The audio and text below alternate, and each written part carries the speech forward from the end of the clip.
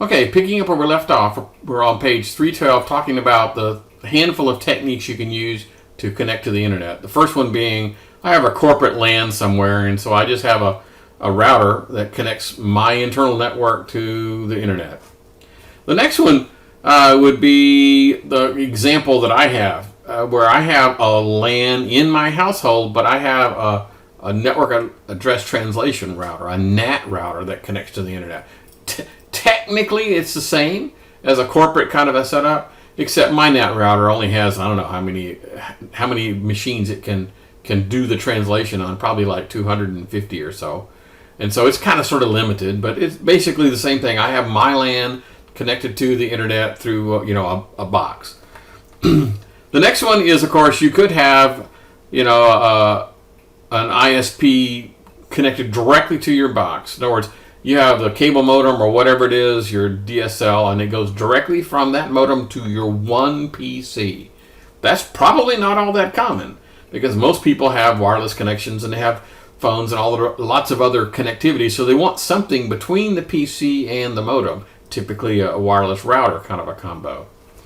Then, of course, you have dial-up. Oh, God, I hope nobody's still on dial-up. Dial-up sucks.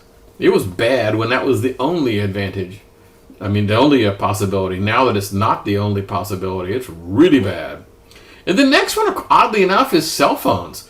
I get, if I was to say, well, let's use dial-up. Actually, my cellular connection is one heck of a lot faster than a 56K baud modem back in the day. So yeah, dial-up is dead, and cell phones actually not all that bad. I can get some pretty decent speeds out of cell phone.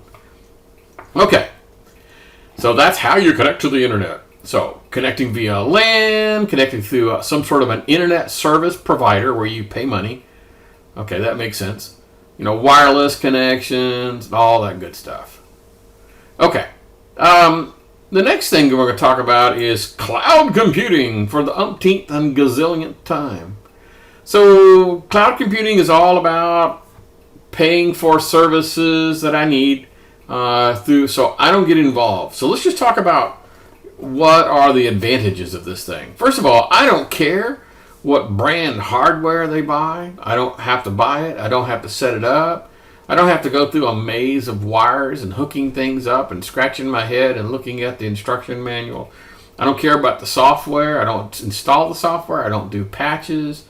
I don't go out and try to get good prices on software.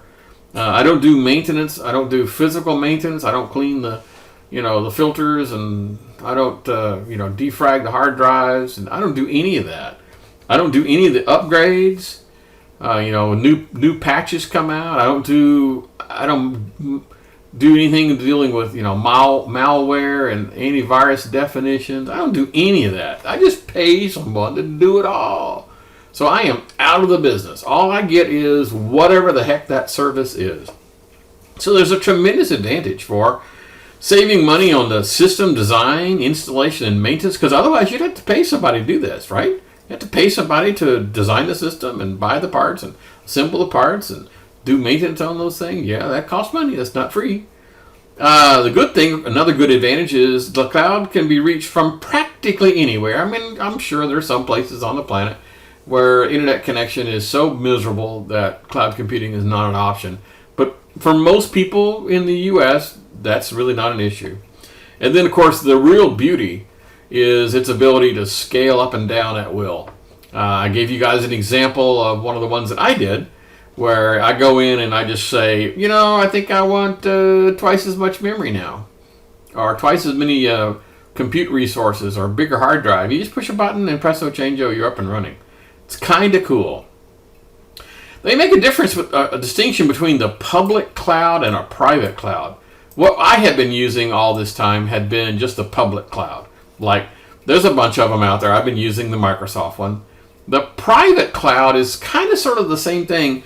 It's a roll your own kind of a scenario, where if you're a big enough company, you can probably go to people like Microsoft and say, I would like to get your software that you use for Windows Azure and install it on a system that I maintain. Now, to tell you the truth, quite frankly, that's probably kind of dumb. But if you're big enough, I mean, if you're like the Department of the Army, okay, that big, well then okay, yeah, you can set up a data center and you can set up your own, private cloud, and you can put it on the other side of a firewall. A lot of things you can do. But if you're just a small business or even a big business, you're probably not going to do private cloud. It's just too much expensive. And besides, if I have to pay for it all, some way or another, if I have to pay for 100% of the computer, right? I'm paying for it all. Well, then by God, I want it all. Unlike the public cloud, I'm not paying for the whole thing. I'm only just paying for the pieces that I use. Somebody else is paying for the other 98%. I'm only paying for the 2%. But private, somebody in the company is paying for the whole frickin' thing. Okay, let's continue. All right. They talk in the whirlwind tour of the World Wide Web. Oh, this is not really going to be a history lesson, but the folks at CERN is sort of like the equivalent of the U.S.'s Nuclear Regulatory Commission. Okay, and so there was a bunch of researchers there, and they decided that wouldn't it be kind of cool if we were doing research, if we could get copies of everybody else's research over the internet. And so he decided, well, let's just create a little protocol and a markup language to go with it, so that if I write a scholarly journal article, I can just put it on my computer and just point to it, and everybody can just come and get it. Kind of cool. So the very, very, very, very first web browser was text-based, because they were only talking about stuff that all they were interested in was research papers. That was it. So it stayed inside this little cocoon, so to speak, for quite some time. So essentially they created the hypertext transfer protocol, HTTP.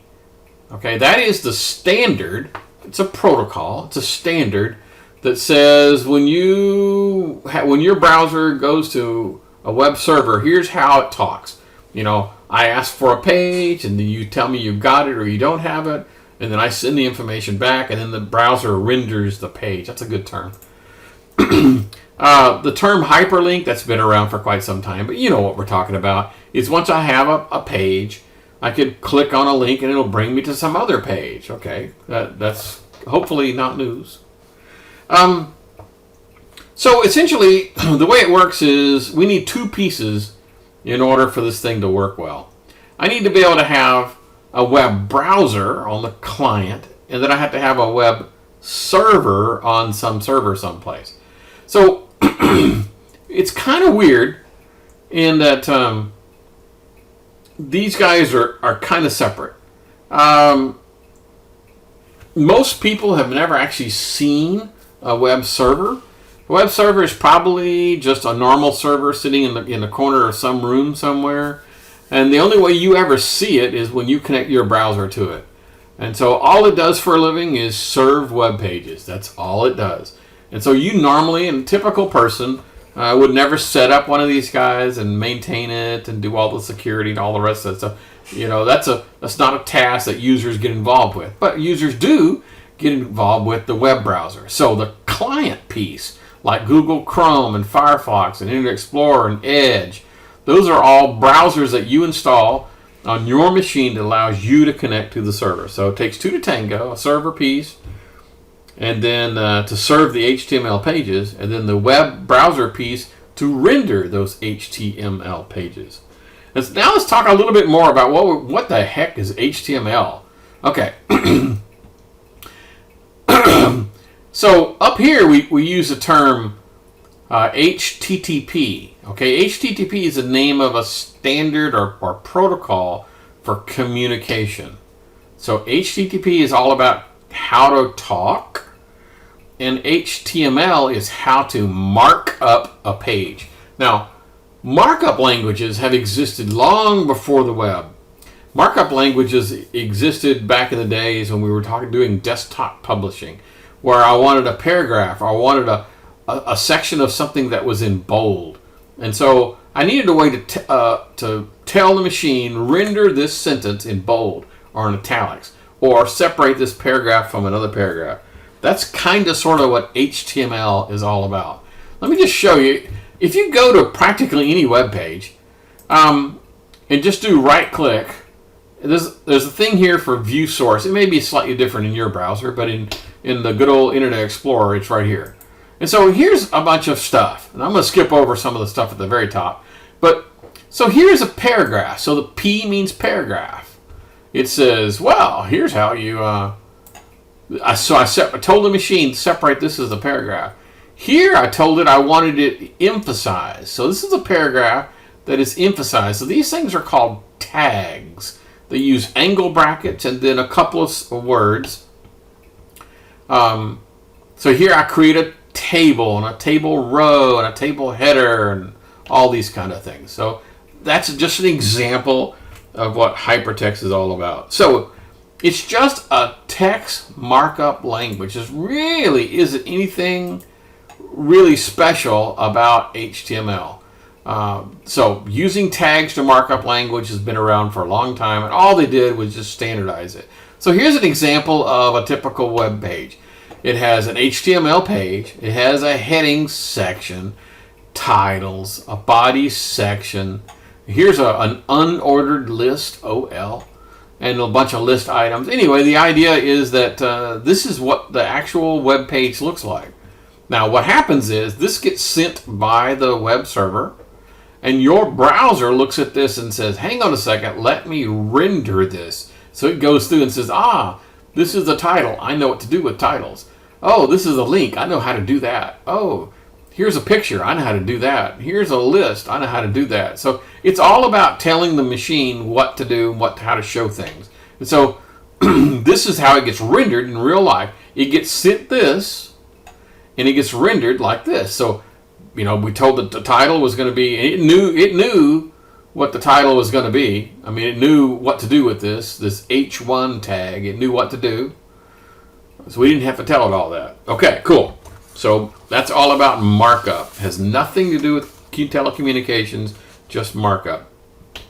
The next one is about cascading style sheets. And I'm not going to tell you all the details of it, but in the example that I showed, the way it's designed is if you put all of those tags can get so complex and so bad to read that there probably should be a way to separate the actual data, the content, from the markup, the presentation. So there's a phrase that we use to describe what we're talking about, and that's to separate content from presentation. So the purpose for cascading style sheet is to pull out all that markup stuff and kind of put it someplace else. And you can even pull it out and put it in another file. So that's sort of like a template. I pull the markup out and put it in a template, and then when I create a page, I just apply that template and poof, it automatically does its thing. And so when I create another page, I just grab the correct template, slap it on, and presto change, it automatically gets formatted. So it makes it easier for everyone when you separate the content from. So if I asked you a question on test, and the test question would be, what's the major purpose for using cascading style sheets? The answer you would tell me is, the major purpose is to separate presentation from content. Okay, cool. Well, the next one talks about extensible markup language. And this is another markup language. Now this is a markup language that has slightly different goals. It's a markup language, and it looks kind of familiar with the little angle brackets and stuff. It looks almost like HTML. It's not, but it looks an awful lot about it. And the purpose here is this is typically used for data. Now we've talked about the exchange of data, the EDI kind of things, where we had electronic data interchange kind of things going on, and almost all of that nowadays is being done through XML. And since we're up at the 15-minute mark, I'll tell you why that is when we come back.